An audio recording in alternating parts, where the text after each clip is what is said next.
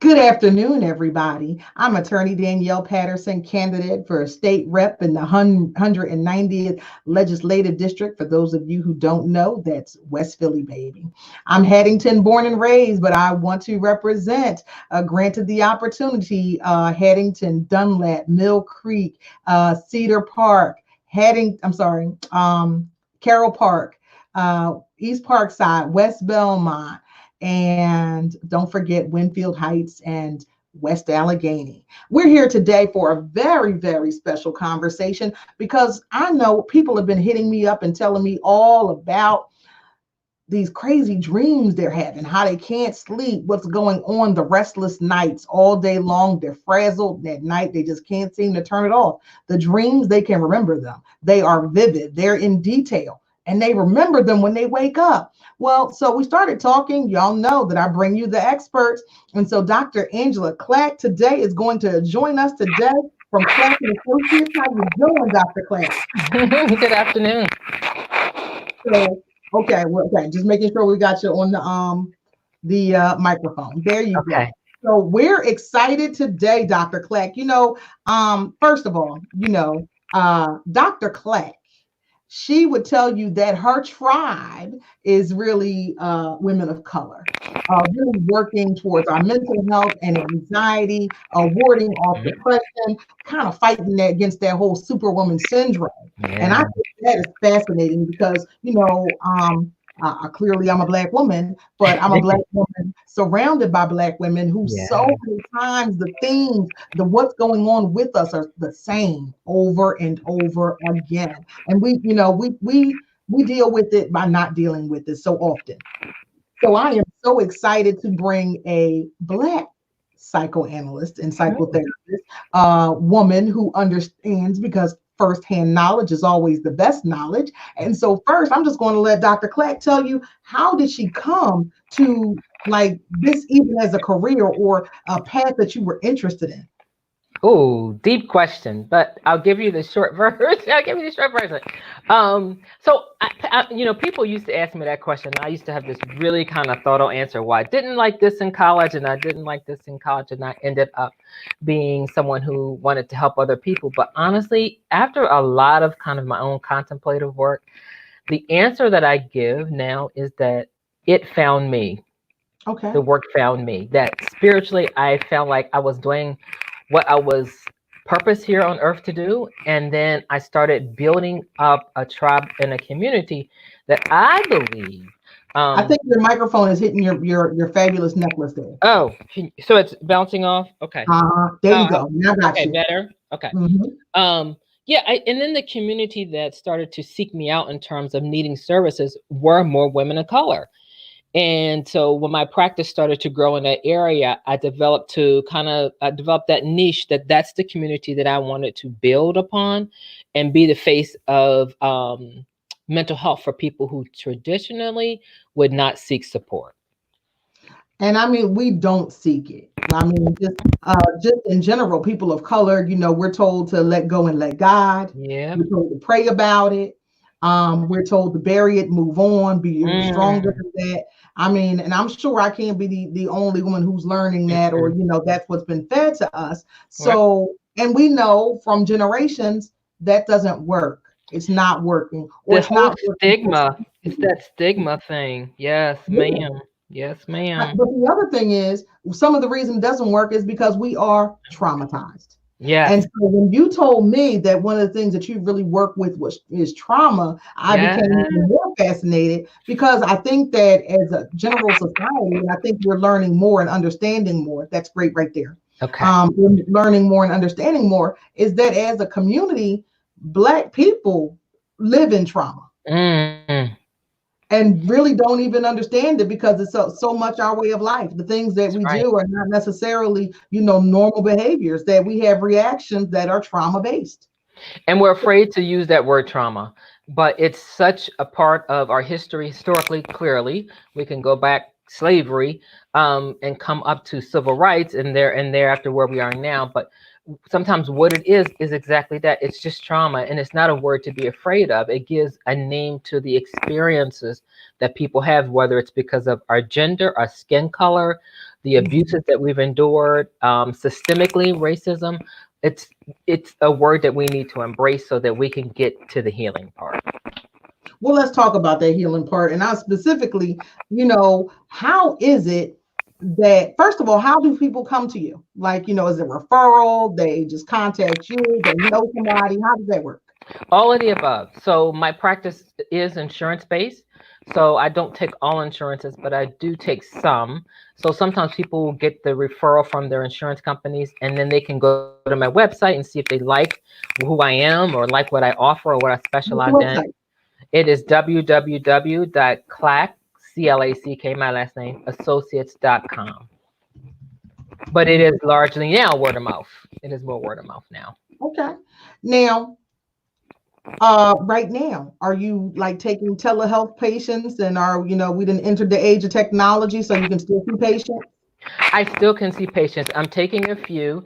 One of the things for me during this pandemic, and I had already started a shift in my practice. So I have 2 other therapists that are working part-time with me. I would love to bring on more because I have a whole host of things I want to do in the mental health community. So I'm not necessarily seeing a whole lot of people as much as I'm building my practice.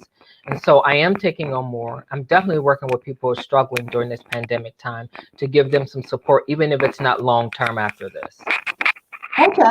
Well, that is fabulous. So now we're going to get to the nitty-gritty of actually why I called you the first time. Okay. Okay. So folks told me they can't sleep. They told me they got restless legs. They told me that they've got vivid dreams. And they told me they got nightmares. And let me tell you, I'm going to really tell y'all what started this. So this is how the conversation got started. So I was supposed to have my very first Zoom actual court hearing. So finally, they've decided, look, we're going to do some court hearings. They're emergency based, and they're going to be on Zoom, like everything else we've been doing, right? Fine. But court is a little bit more formal. We didn't really know how it was going to work. The technical. We didn't know how was it going to be, like exactly what's going on. So I guess I had anxiety, and I tossed and I turned and I tossed and I turned. And I woke up and I got ready for my meeting and I sat there and I had the meeting and I didn't have my wig on. No. But that's not what happened. That was all a dream. But in the dream, it was so realistic that because it was like really like happening. Tossed and I turned and got up, like the alarm went off, and I was like rushing around because I just had to make sure that I was logged in, because we had all these instructions that we were given that we had to do, because they wanted to make sure the attorney was who they said they were. And it was like, so I had gone through the whole thing and pulled up the email. Like, this is all in my dream. And it was like, and it wasn't until like the flag, because like when it because of the way the courtroom is, that you can't see yourself, you see the judge. So it wasn't until they did the full flip of the courtroom that I realized that I was sitting there and like without my wig. I had the stocking cap on, like I had started to put my wig on, but I didn't have a wig on. Right. And apparently woke up screaming. Like when I couldn't believe it and woke up like screaming. I was, and then when I had to go and do my call, 3 hours, I must have checked my head 15 times to make sure my wig was on. It was like I kept looking, I kept touching it, I kept looking in the mirror. I was like so afraid. Now, where the rest of that comes from is, so I'm all afraid because we're going to do these Zoom calls. But the other thing is, I'm bombarded, I'm in 99 lawyers groups and we're talking about how to do these things. And there were stories of that the judge turned the thing on and somebody was still in their bed. Like there's a judge in Florida that actually had to tell folks they had to like put on real clothes. Like he had on no shirt, sitting out on the beach, I guess, or sitting out on his, his lanai or whatever, doing the Zoom call. So I was so afraid that I was going to be like the next like lawyer meme out here, like with my stocking cap on, and then I didn't sleep that whole night and did not sleep the next night. Oh my goodness. When was the last time you can remember a whole dream the next day? So let me make that relatable for people who maybe aren't exactly in that. Who didn't have the dream of having a final exam in college and overslept and didn't make it to their final exam and didn't graduate college? Who didn't have it? For me, was the dissertation. So this is how anxiety plays out in our dreams. Like, oh my gosh, if I don't turn this dissertation in, I'm not going to graduate. So I don't sleep the night before very well. I wake up dreaming that I didn't turn it in. The college was closed. I'm banging on the door, like with my dissertation in my hand for my committee, and then dreaming that I didn't graduate and get my degree. Okay, Like wait a minute. They're telling me, I'm just going to stop you because they're telling me, hey, Roger, thanks, Zahira. They're telling me you're still having the feedback. It was going for a minute. What if I take we want me to take this off? No, it's not I really think it's wrestling up against your necklace. Okay. So I'll turn it around and see if it helps. Now there's nothing there. Anybody? I don't hear anything. Zahira, George, I'm sorry, Roger, anybody hear anything? Yep, we're good. Sorry about that. So we're talking about the college anxiety dream. So you're telling me that my COVID insomnia is like, you know, because I also missed the bar exam in my mind. That was the one. See, there you go.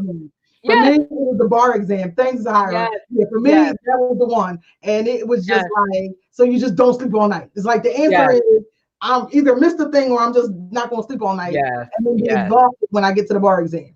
Yes, that's exactly right. So often, and not 100% of the time, but often, anxiety is often played out in our dreams. It is a manifestation of our dreams. Now, it could be also, I don't want to say it's 100%. Sometimes it's also what you go to sleep on. So people who like those midnight horror movies and wake up out of their sleep, but because the movie is still on, doesn't mean your brain is not absorbing sound, information, light from the TV. So you wake up as if sometimes you're in that horror picture, like you're running with them to the car or something. But largely, at least most of the clients that I see, a lot of, and including my own story, is that anxiety plays out in your dreams. And it could be something from that day that happened, or it could be something that you're anticipating, you're fearful is going to happen. For example, the anxiety about showing up on time, looking the professional way that you're supposed to, gets played out in your dreams. The worst case scenario. So for me, it was the dissertation. So let me tell you what folks came back to me. Because because I was honest about it and told the folks about the dream, everybody started coming out the woodwork. They're like, okay, so I thought it was just me. Because on top of that, it's the fact that I couldn't serious. When I tell you, see, I told it to you just like it happened, because it's so clear to me what happened that it was like it happened. Yeah. It's almost a memory for me. It is. Which never happens. You get a good dream, y'all. And why can't I remember the good dreams? You get a good dream and it was a good dream because you're just feeling great, but then you wake up and you want to tell somebody about it, but you can't. Yeah. You know why? Well, dream work is complicated. So I'm just going to give it the most simplest way, because we don't really know why. We don't know a specific cause effect. We don't have an exact science for why some people remember dreams and some people don't. But here are some of the theories. The reason why I think that sometimes we don't remember the good dreams is because usually you sleep all the way through it. So you wake up at the time you would get up anyway. The reason why people are remembering these vivid dreams now is because they're not sleeping well. So they're waking up either in the middle of it or at some significant part of it. So when they wake up, they can remember where they are in that moment. Good dreams, we typically sleep all the way through the night and you wake up and you're like, wow, I can't remember everything, but I just remember I was on the beach or I was on the whatever. So one of the things we know is that with the COVID, with the pandemic, because of the stress and the anxiety, and we know that anxiety gets manifested in dreams, we're waking up. So we're not getting into that REM sleep, that deep sleep. We're waking up before we get through our full sleep cycle. That's why we're remembering. Yeah. That really. So let me tell y'all about some of the dreams that came back to me. Anybody else having those crazy COVID dreams? Because they call it COVID insomnia. Yep. And so let me see. There's been the anxious dreams about the Wi-Fi going down. They can't get the kids onto school lobby. I can see that one. That's it. So there's that one. They can't get that one. Okay. There is the I took down my workstation and I can't get it back up. Like I can't where the cords went in time to start the Zoom because apparently now like the employers have you clocking in and out on, Yes. on the computer. And so they couldn't get it back in and like ended up with a reprimand and it just was. Mhm. So of course, there are I forgot to get the toilet paper dreams. Like there's been a lot of those. Yeah. Okay, it's a lot of those. I didn't get toilet paper dreams, and now folks are like afraid that it's like literally the apocalypse out here. Like Yes. I can't get the meat. I now I got to learn how to be a vegetarian and it's Mhm. just like and it's they're really remembering them. Mhm. Mhm. And it's also a reflection of how much information we take in during the day. If you're watching all of the pandemic news about the shortage of meat and the running out of toilet paper, all those kind of things that put people in a panic, you're immersing yourself in that. That's what you go to sleep on. That's what you're going to probably dream about because you're dreaming about those things are unresolved and unsettled in your brain. So that's means that there's a clue to us to turn some of that off or turn it down, especially if we're watching it right before bedtime. That's not a good idea. Well, then there's the other one. Apparently, nobody has a bedtime, right? Like Yeah. like nobody has one. Yep. People are telling me that they're up, till 2 and 3 o'clock in the morning, or and I know I'm not. Every day, I literally look at my watch to know what day it is. Hmm. Every Hmm. single day, I have to look and know what day it is. Not what time is it, what day is it? And then I spend all day confirming that it's that day.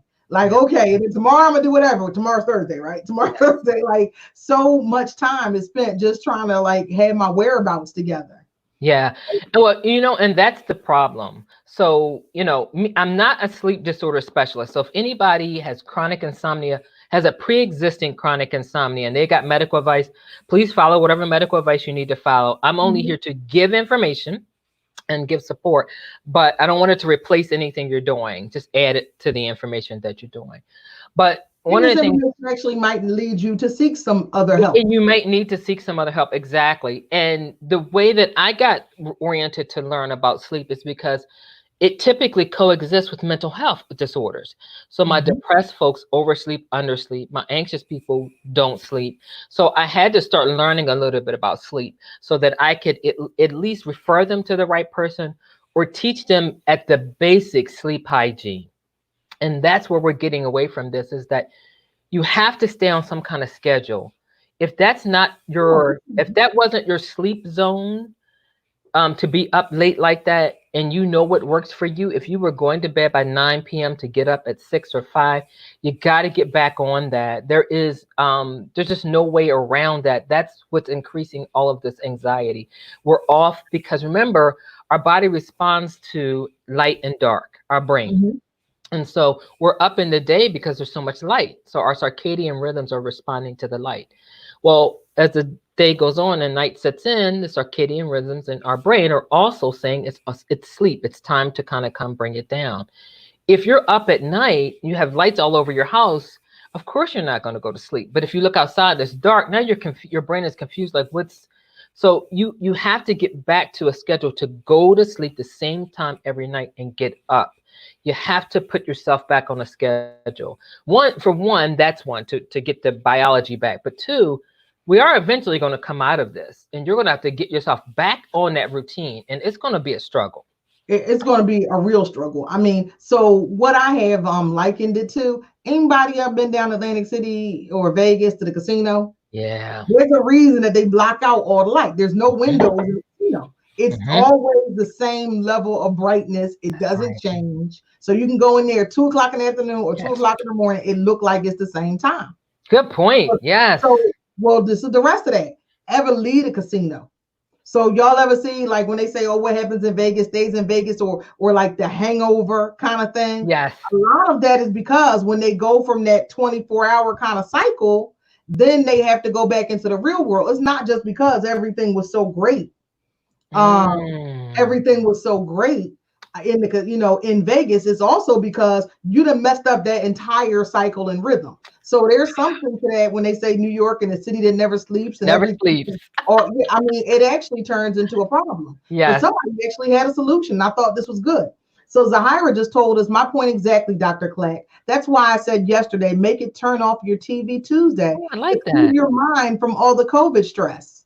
Good point. I like that. Yes, you have to, everything in moderation. Everything in moderation. Some things we don't need. Not that much is changing. We're in this, and that's the other thing, is that the part of the way to get through this when it comes to sleep and anxiety and stress is to have the mindset that there is an end to this. Like, the end may be 4 months, and we might get another announcement that, hey, there's a transition, there's going to be a stagnation of returning to some kind of semblance of normalcy. The end may be 6 months. But knowing that this too shall end, this will end. You have to have the mindset. If you're thinking this is never going to end, I can't believe this, the world is coming to an end. If you keep a very pessimistic outlook on this, that's where your mood will go. How you think is where your mood will go. So it's kind of like where your attention goes, your energy goes. So if I'm thinking very negatively and pessimistically, I'm probably going to be more depressed and anxious. So you're basically on, say again, I don't know what day it is. On Monday, we had Robert Black in from the Holistic Emporium, and he Oh, basically, yeah. So we talked about healing it from a holistic perspective and trying to understand the body and its responses, yeah. and the different vitamins and supplements. But really, what he told us was that we have to focus on our mind, to Hmm. focus on our energy, feel at one with the earth. And actually he told us to do something that my daddy used to tell me to do all the time, which was go outside, take off your feet and put them in the grass. Take off your shoes. Yeah, Take ma'am. off your feet, take off your shoes. Yeah, take off Yes, your shoes, ma'am. put them in the grass. That's And it. and one young lady said she tried it and it used to always calm me and I didn't know why. And then he talked about, the earth's energy, having its Yep. solar energy and the rhythms of your body. Hmm. So you're kind of following up on that. So Yep. I do like to show that, our theories, just like, when we talk about all aspects of medicine and healing, just like we talk about all aspects and practices of religion, there's Yeah. a basis for them that is very, very similar. And Yes. we have to find those similarities so Yes. that we can all get through this together. That's right. That's right. It's That's very that. That's exciting. a great point. I love that idea. That's grounding. Like, so one of the things, like, putting your feet in the is about the sensation and the return of feeling, but the ground doesn't move. So when people are feeling unsteady, taking your shoes off and putting your ground, it's the firm, that it's the ground, is that I'm planted, that I'm secure. Yeah. That's really, really cool. Yep. Well, you know what else is cool? So now listening to you and talking about how we can, start to focus on the positive, that we will return to normal at some point. And the question just is, what can we do until we get there, Yeah. right? So Yeah. let's talk about some of those things that can help us get there. Yeah. And I was laughing before we got started because I told Dr. Clack that, I was having a bad day. And so I reminded myself that what makes me feel good is a great red lip. And then she showed up with hers on today too. And then Yes. we just talked about the power of having normalcy and that normal schedule. So not just our sleep patterns, but also, come on y'all, take off the pajamas. Sometimes it's really not a good thing to be in your pajamas all the time. As a matter, like, it's a joke that we go from our sleep pajamas to our daytime pajamas. It is, I mean, I do, I mean, clearly I'm not getting up and putting on my real suit every day, Right. to go into on the living room, on the living room sofa. But I do every day get up and I get my shower at the same time. You like, because I easily, really quickly, I had fallen into, I was getting a shower at 2 o'clock in the afternoon. I Yeah. was getting rest at 5. Like, it got real easy. Then the day got super long. It seemed like no sooner than I got dressed, it was time to get undressed to go to bed. Like, 'cause I, Hmm. all morning walking around, doing anything, you know. And so, Dr. Clack, when she talked about the schedules, she said, well, you got to get up like you got to go to work every day. Yeah. Yeah. Oh, yeah. You have to create your own kind of structure and routine, because the mind has to know that there are expectations for the day. If I think that I'm going to wake up just to sit around and watch TV all day, and I keep sleeping in my pajamas, then that's the mindset. I'm going to be unproductive, because that's an unproductive use of time.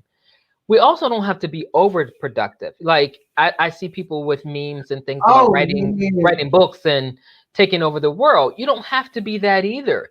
You want to find some kind of balance between doing, maybe we were doing too much before. And so now this is a period to kind of take that down a little bit.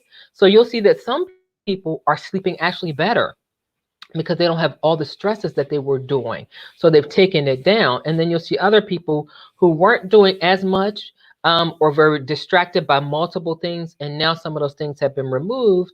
So they can kind of reorganize their life around smaller tasks and responsibilities.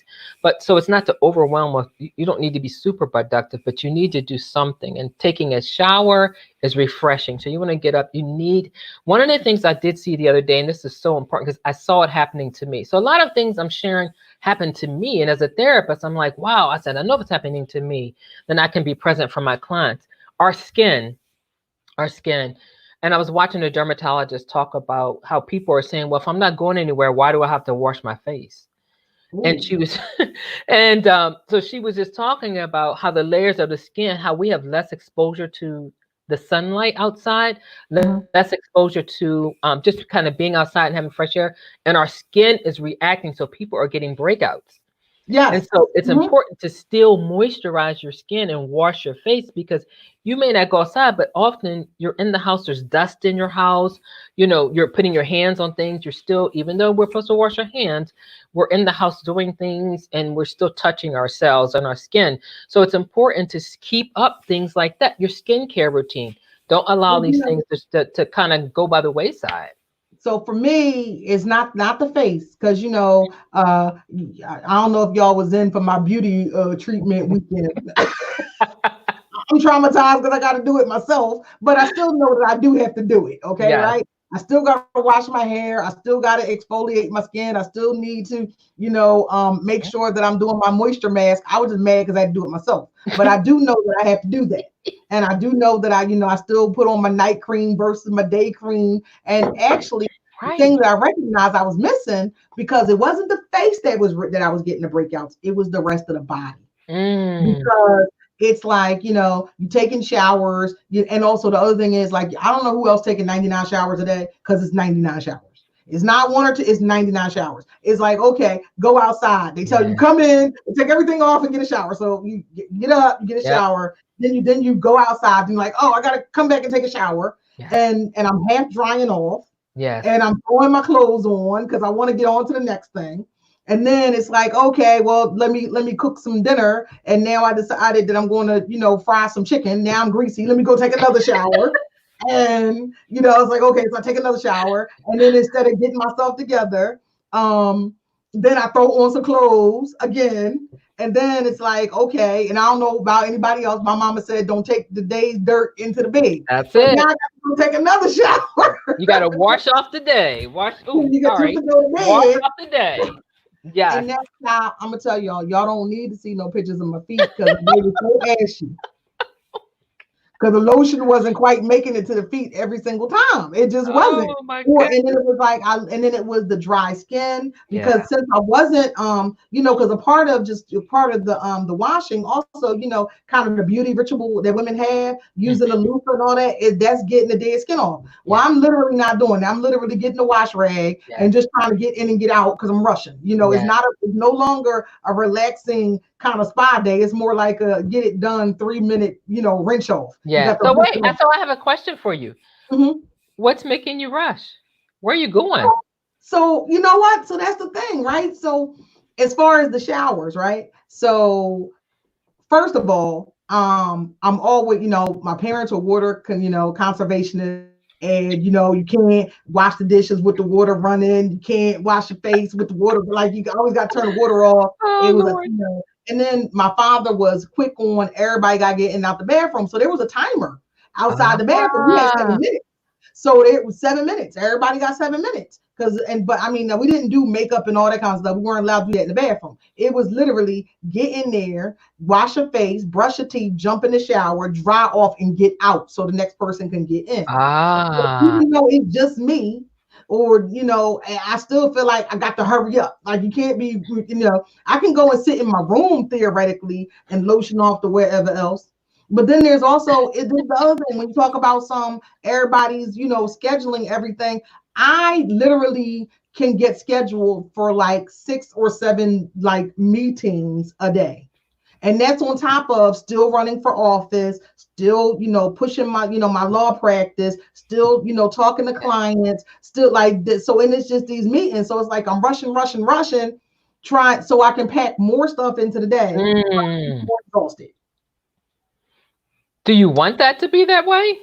So what I had to say was I gotta focus, right? I had to focus. And it was hard. Like, okay, what are these things that are important? What are the things that really, really had to happen? Okay, fine. So example, nobody called me between 2 and 5 p.m. So because I have to get ready for whatever guest I have that day on the live.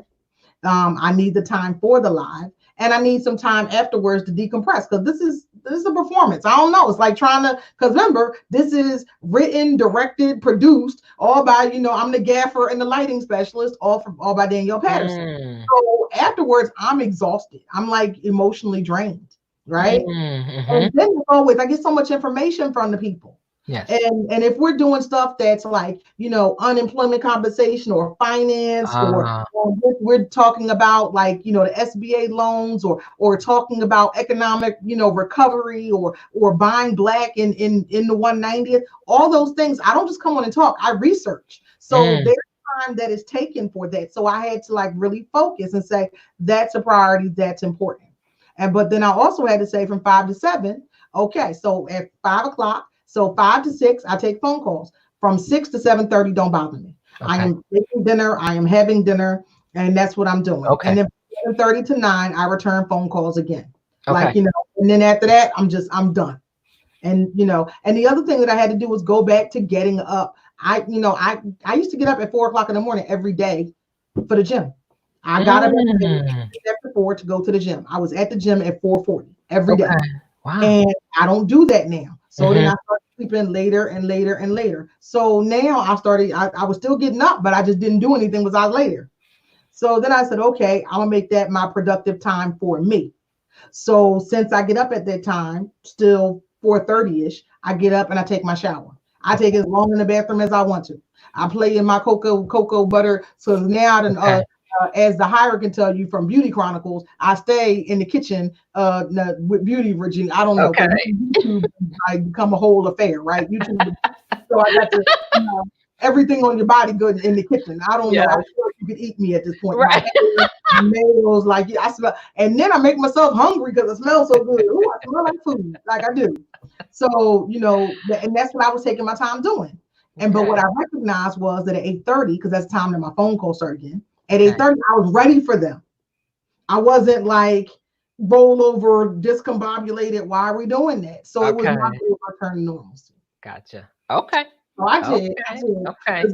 Y'all, she told me she was going to beat me because when she found out that I was like sitting for 11 hours and just working and not doing anything. And then my feet was hurting, and I said it because my circulation was jacked because I was meeting.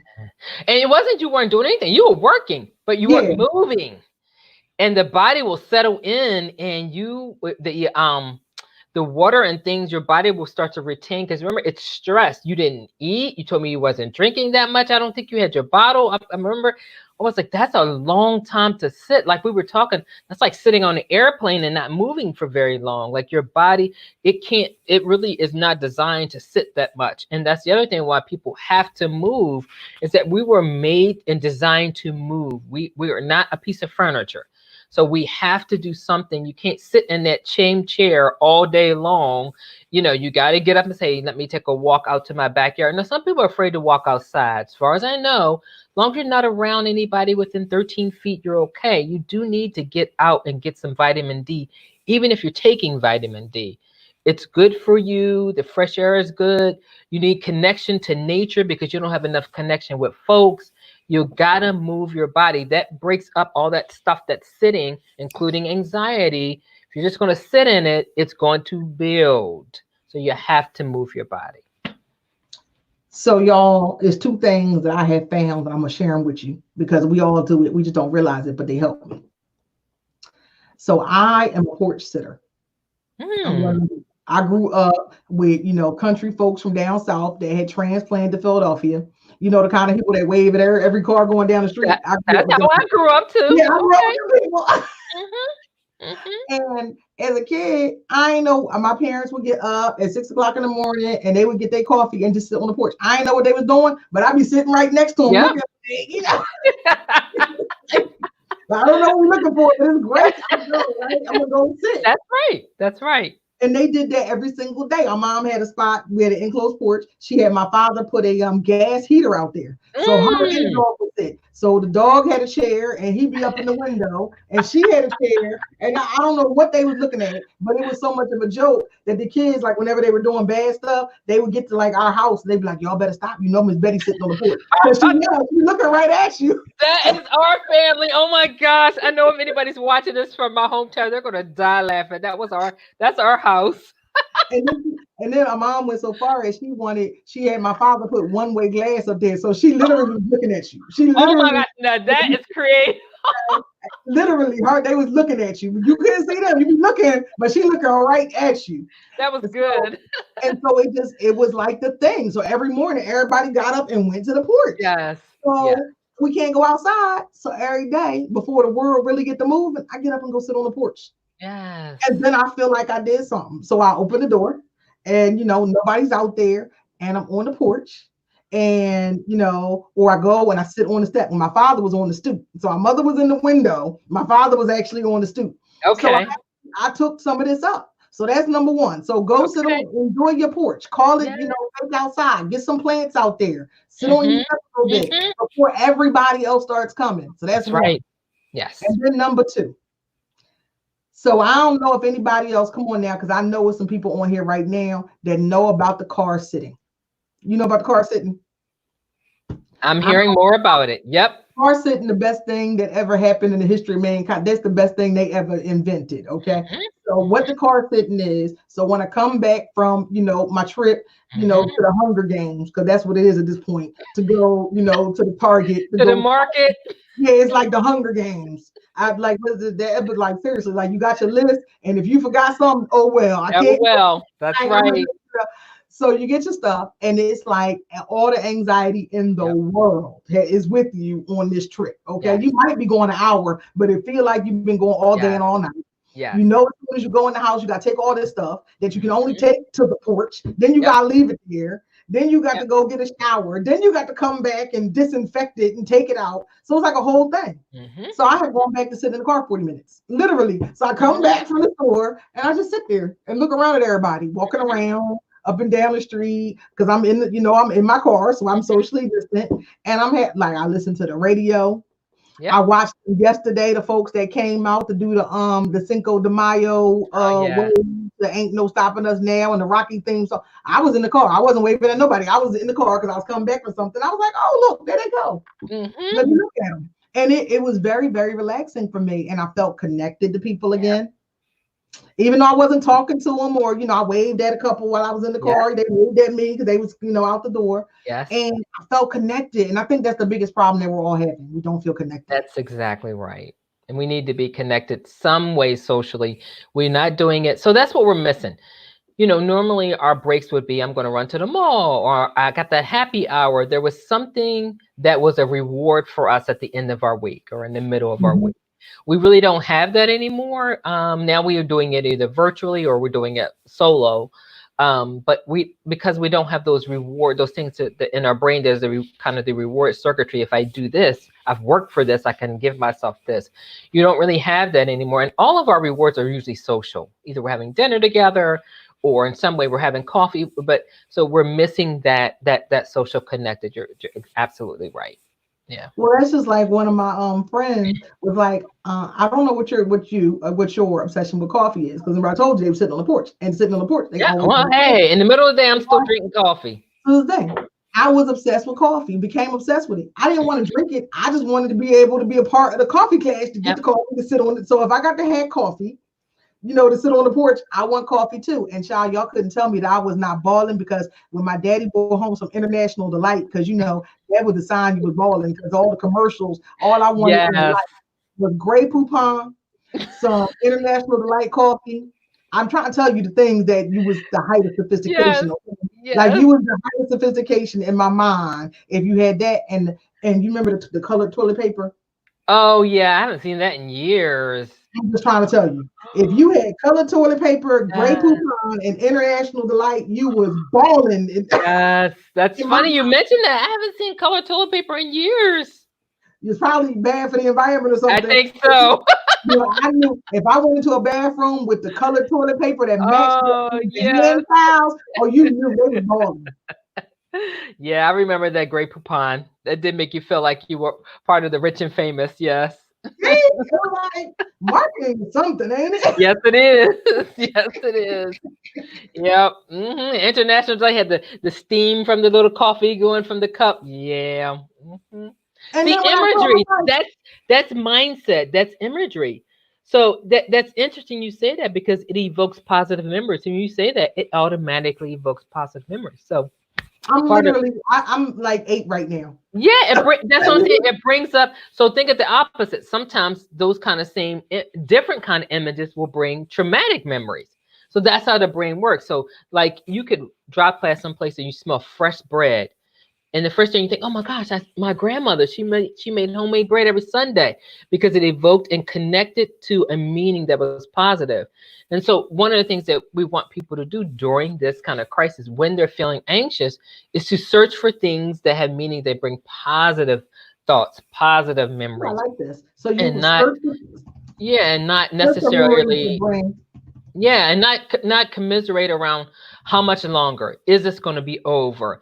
And listen, I don't judge people who have conspiracy theorists and all that, but on top of all those kind of things, that's weighty stuff. So if you're already struggling with anxiety, you want to kind of stay away from that. That's not necessarily where you want your energy to be spent mentally if you're already struggling, or you're struggling So, with chronic so that's anxiety. interesting. So when you talk about that, because I'm really thinking about how to bring some more of this into my life. So, like example, the song that they picked yesterday was the Rocky theme song, right?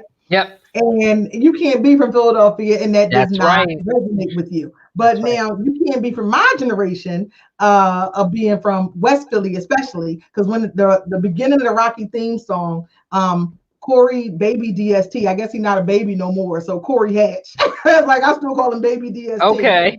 Back at the club, I used to remix this thing where at midnight, like everybody wanted to be in the club at midnight because he was Ah, going to do the P. Diddy and the Family song that was the Rocky theme song, the beginning of it. It was the Victory song. That's the name of the song. okay. That song is called Victory. So he Okay. would mix it, and it would be the countdown from, and see now I'm telling y'all how old I am, but also I'm telling you how West Philly I am because I'm going to tell you about being at the attic. Yes, I was at the attic with baby Corey DST was the DJ doing the Boys to Men 10, 9, 8, 7. That it was the Yes. countdown to Yes. midnight, and then the song would go on, doom, doom, and that's what I was thinking as we were Ah, playing yesterday. It wasn't about the Rocky theme song. I was actually on the Sun Don't Shine Forever. Like I was mhm. there. I was totally back in my hanging out in the attic days. Yes. Yes, I mean I was totally there, and I just felt great. I felt Yes. young. I felt Yes. vibrant. I felt full of life. I felt full of energy. Yes. And that I took that all night. Yes, exactly. And it can last you. I mean, it can create energy and it can create positive emotions for hours, just like negative things can last for hours. But we're encouraging people to kind of use positive imagery. Even when you can't sleep at night, that's why meditation apps work so well. They take you from a place of thinking about misery and the pandemic to imagine a field of lilies or imagine sitting on the beach and actually hearing the waves. It changes the kind of the focus of the brain to go into a more kind of relaxed state. So imagery is very important. I had to put that there. Had to give a shout out to baby DST in the attic. So everybody in West Philly must know who that is. I wasn't raised in this area, so I don't know. That's what y'all was missing it. I don't know if you was raised in West Philly, you knew about the attic at where is that? I don't even know where it is. It was literally just on Arch Street at the dead end. I don't know what is that 65th, 64th, so 63rd. You cross 63rd. might be 66. So Okay. 66, it was a dead end. Everybody just knew where it was. So you just go Right. on the street till you get to the dead end. And it was a big converted house, like an overgrown Ah. farm kind of house. And somebody turned it into a sports bar. Ah, interesting. Okay. And this was Okay.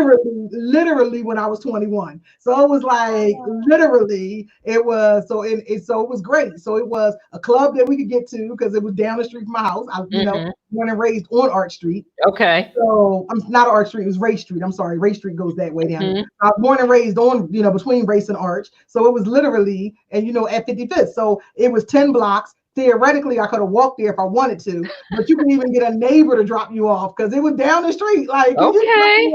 yeah, because you were always trying to get somebody else to drive because you knew we were 21, we finally gonna get a Yep. drink. Yep. And yeah, we finally gonna get a drink. Oh yeah. Oh And, yeah. I was in college. Yeah, these are the memories, honey. These. Yes. Yes. I know those days. Yep. Mm-hmm. Zahira. So I saw an update. So she just said, do you know how he's doing at this time? I saw a Facebook post regarding him not feeling well at one point. Unfortunately, Corey was diagnosed with COVID and put on a ventilator. We do know that. But that he was off the ventilator, somebody posted, and that he was doing well. They did a video and said that he still wasn't to the point that he could talk to people because his throat was sore and things, but that he was doing well and expected a recovery. So, and so I guess, that actually makes the memory even sweeter because, here we are, somebody who brought so much joy. He said that he was so happy because so many people had reached out to support. Wow. He's still, still DJing it up all over Philadelphia now and all over the world. So, like I said, I remember when he was just starting out, like clearly he was baby DST then. Now he Corey DST. So, Wow. but he's doing well. Thank you for asking, Zahira. So Oh, yeah, so that's where we are. And see, in the middle of this pandemic, that connects you to somebody yes. who you may not have been so connected to. That's And right. I'm sure he'd be happy to know that I still remember that mix. Yes. That I still remember that mix. So, Dr. Clack, thank you so much. I won't hold You're up any welcome. more of your time, but I'm going to ask you the same thing that I ask all of our professionals, right? Okay. If you said there were 3 pieces of advice to help somebody to get through the pandemic and to the other side, what do you think you would tell them? Number one is definitely take care of your physical and your mental health. So at the same time, you're taking care of what you're eating, what you're taking in terms of hydration, and your mental health, what you're watching, what you're immersing yourself in. Definitely take care of your mental and physical health. So diet is important. Everything in moderation. Number 2 is get as much sleep as you But you can. mean we can't just be drunks? Are you saying that this is not Nah, a good and thing? actually that's a good point because we know that listen, liquor stores were essential. They stayed open the whole time. So we know that some people, hey, they have a glass of wine every night, but some people are also using it as a way to soothe some of the anxieties that they're having. And so they're drinking too much. And if you're drinking alcohol close to bedtime, it will put you to sleep, but it will wake you up. It does not keep you asleep. So if you're drinking around bedtime, you're going to wake up. It's just the way it works on the brain. So it's not, unless you get drunk and pass out, and I hope that people aren't doing that. I'm not. But why you look at me? Like Because that look on you, you gave your own look. So we want be careful with the alcohol. We just want people to be careful with the alcohol. So I didn't say you couldn't drink, but I said be careful with the alcohol. So take care of your mental health, take care of your physical health, be careful what you're taking in. Decrease some of the information you're watching that you're immersing yourself with when it comes to COVID. Maybe 20 minutes, get your morning news, maybe a late afternoon. That's it. Take it down. And number 3 is find ways to be socially engaged. There's no way around it. We're designed to be relational people. That's how God designed us. Even if it's being engaged with earth, get outside, put your feet in the grass, take a walk, take in the trees, take in the fresh air. You have to do something to be socially connected.